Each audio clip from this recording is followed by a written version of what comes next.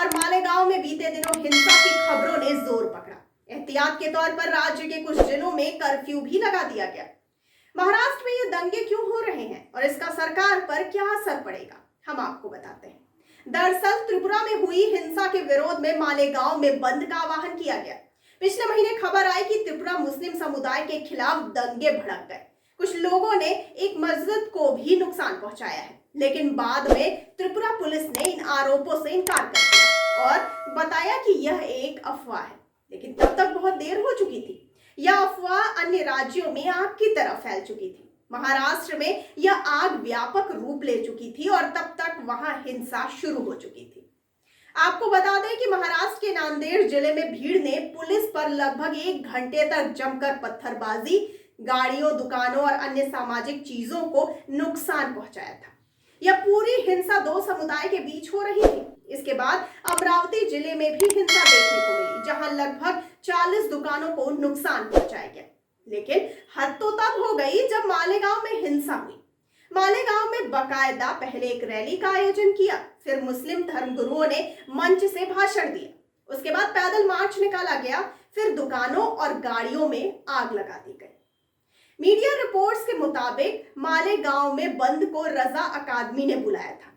ये वही संस्था है जिसने अगस्त सन 2012 में असम में हुई हिंसा और म्यांमार में रोहिंग्या मुसलमानों के भड़के दंगों के खिलाफ मुंबई के आजाद मैदान में रैली बुलाई थी। महाराष्ट्र में हुई हिंसा का डायरेक्ट लिंक त्रिपुरा हिंसा से है, लेकिन त्रिपुरा में हुई हिंसा का लिंक बांग्लादेश से है।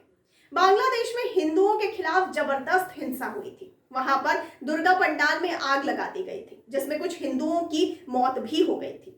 बांग्लादेश में हुई इस घटना के बाद भारत में विश्व हिंदू परिषद और जमाते उलेमा जैसे धार्मिक संगठन आमने सामने आ गए।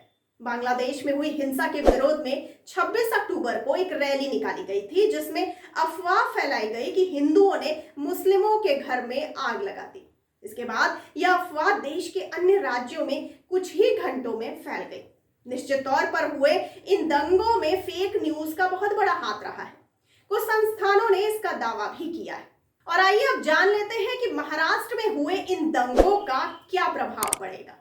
महाराष्ट्र में हुई हिंसा के बाद उद्धव ठाकरे अपनी पार्टी के लिए भी खुलकर स्टैंड नहीं ले पा रहे हैं। अगले साल फरवरी में बीएमसी के चुनाव होने वाले हैं और यह चुनाव महाराष्ट्र में शिवसेना की दिशा तय करेंगे।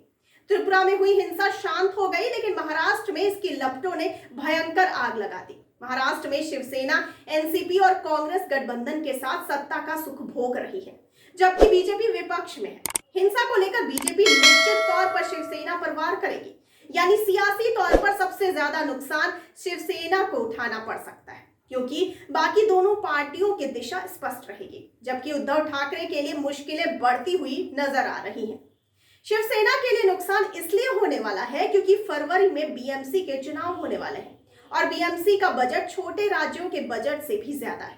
राजनीतिक तौर पर शिवसेना के लिए यह काफी गंभीर स्थिति है। फिलहाल 227 सीटों वाली बीएमसी पर शिवसेना काबिज है। पिछले चुनाव में बीजेपी ने शिवसेना को जबरदस्त टक्कर दी थी और अब बीजेपी को इन 3 स्थानों पर हिंसा के बाद नया मुद्दा मिल गया है। वह हिंदुत्व को लेकर शिवसेना पर प्रहार कर रही है। इसीलिए वह बाला साहब ठाकरे के कामों को उद्धव ठाकरे को याद दिला रही है। तो आपका इस पे क्या कहना है? अपनी राय, प्रतिक्रिया हमें कमेंट करके जरूर बताइए और साथ ही साथ हमारे चैनल को लाइक, सब्सक्राइब और शेयर करना ना भूलिए। धन्यवाद।